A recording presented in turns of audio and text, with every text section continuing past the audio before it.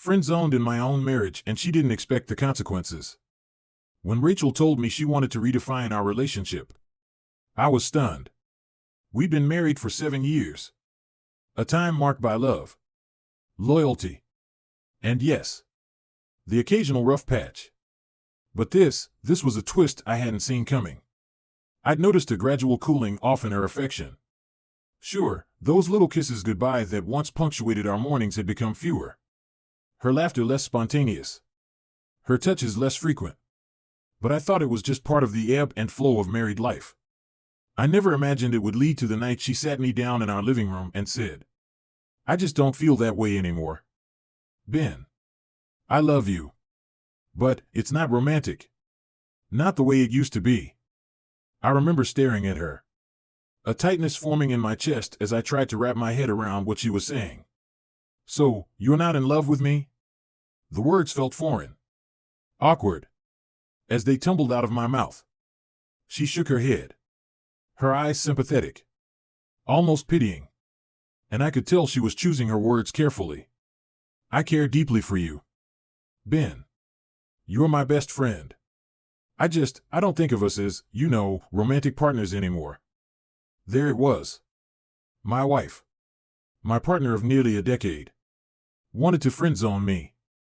At that moment, every ounce of love, anger, and heartbreak collided within me, making it difficult to think straight.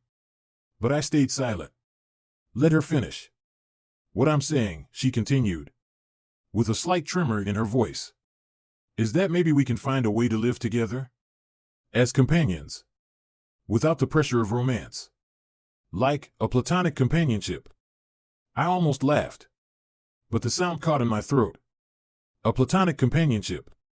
My wife wanted to relegate me to a friend role, the person she shared bills with and little else. The very idea of it was as ridiculous as it was devastating. But I didn't yell, didn't argue. Something about the calm finality in her voice told me that she had already made up her mind. I cleared my throat, still feeling like I was being pranked or that I'd wake up any second. "Okay, Rachel, I need some time to process this." She nodded, her face visibly relaxing as if a weight had been lifted. "Of course. Take all the time you need, Ben. We can work through this together. I'm still here for you." I spent the next few days in a fog, replaying her words over and over in my head. Part of me wanted to believe that I could be okay with it, that I could settle into the new role she'd assigned me. But the more I thought about it, the more it grated on me. I wasn't just her friend. I was her husband. I loved her. And I'd spent years building a life together, pouring every ounce of my energy, my loyalty, and my finances into our relationship. And she wanted to reduce it all to a platonic partnership? Then it hit me. If Rachel wanted us to be just friends, I could do that. But I'd show her exactly what a friend relationship entailed. Friends don't fund each other's lives. Friends don't cover the mortgage, the utilities, the endless little luxuries she'd grown used to. If she wanted a platonic companionship, I'd give her one. But with all the boundaries and limits that friends typically have. That evening, I sat Rachel down in the same living room where she'd broken the news to me. And I told her my plan. "I've been thinking about what you said, Rachel," I began, keeping my tone even.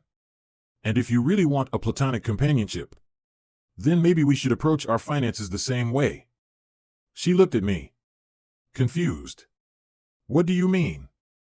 I said, leaning back in my chair, "that friends don't cover each other's expenses. So, going forward, I think it's only fair that we split everything down the middle.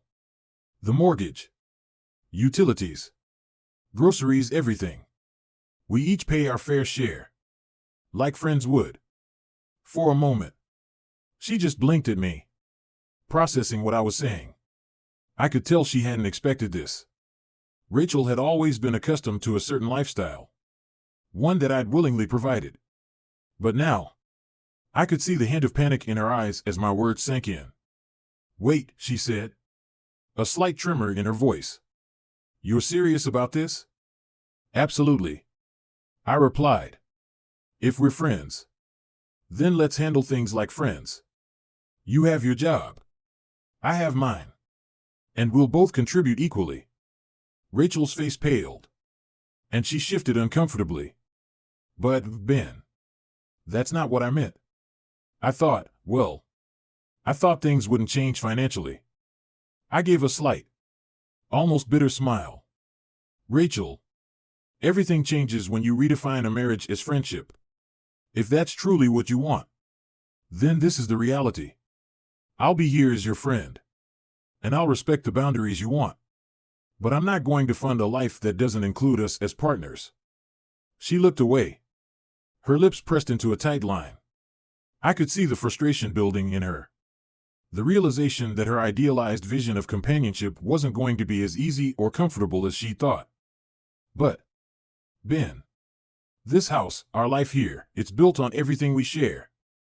"No, Rachel. It was built on our marriage. You're the one who changed that." My tone wasn't harsh, but it was resolute. "I'm willing to be your friend, like you asked. But friends don't fund each other's lives. They split things, support each other in equal measure. And that's what I'm prepared to do." For the first time since our conversation, I saw something crack in her facade. The calm, self-assured woman who had suggested this change was now visibly distressed, her fingers nervously twisting her wedding ring. I knew Rachel wasn't prepared for this kind of shift, that she'd assumed I'd still be the one supporting her financially, even without the love and intimacy that bound us. Days passed, and she reluctantly agreed to the arrangement. But the strain was evident. Rachel had grown used to a life where I took care of everything, from the bills to the countless little expenses she never had to think about. Now, every trip to the grocery store, every utility bill, every expense came with a new weight, a reminder of the life she'd chosen to redefine. Our friendship didn't last long. As the days turned into weeks, Rachel became increasingly frustrated, the reality of her decision settling heavily on her shoulders.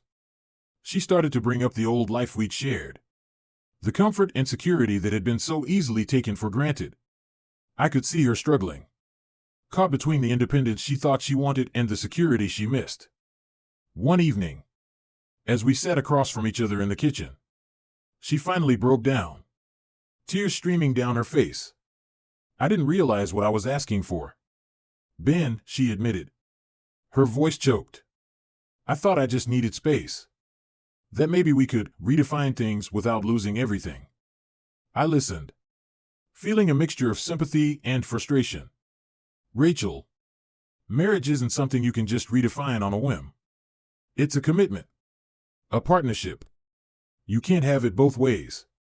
She nodded, wiping her tears. I know that now. I took us for granted, Ben. And I'm sorry. I didn't realize how much I needed you. How much I relied on you not just financially, but emotionally. It was the apology I'd been waiting for. A glimmer of the Rachel I'd fallen in love with. But I wasn't sure if things could go back to the way they were, if we could rebuild what had been so damaged by her decision. Yet, as I looked at her, vulnerable and honest in a way I hadn't seen in a long time, I felt a small spark of hope. "We can't just pretend this didn't happen," I said quietly. "But maybe, if you're willing to work on this, on us, we can find a way to move forward."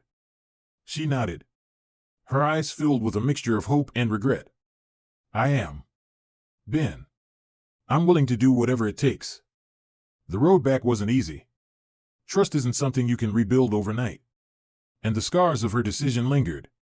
But slowly, with patience and honest communication, we began to find our way back to each other. We talked more openly than we ever had before, sharing our fears, our insecurities, the things we'd buried under the weight of routine and unspoken expectations. In the end, her suggestion to friend-zone me had forced us to confront the issues that had quietly eroded our marriage. And while it had been painful, it had also brought us closer. forcing us to redefine our relationship not as friends, but as true partners who understood the value of commitment, of loyalty, and of the shared life we'd worked so hard to build. Our marriage wasn't perfect, and it never would be, but it was real, and it was worth fighting for. And as we moved forward, I knew that we'd both carry the lessons of this experience, reminders of the importance of love, respect, and the partnership that bound us together.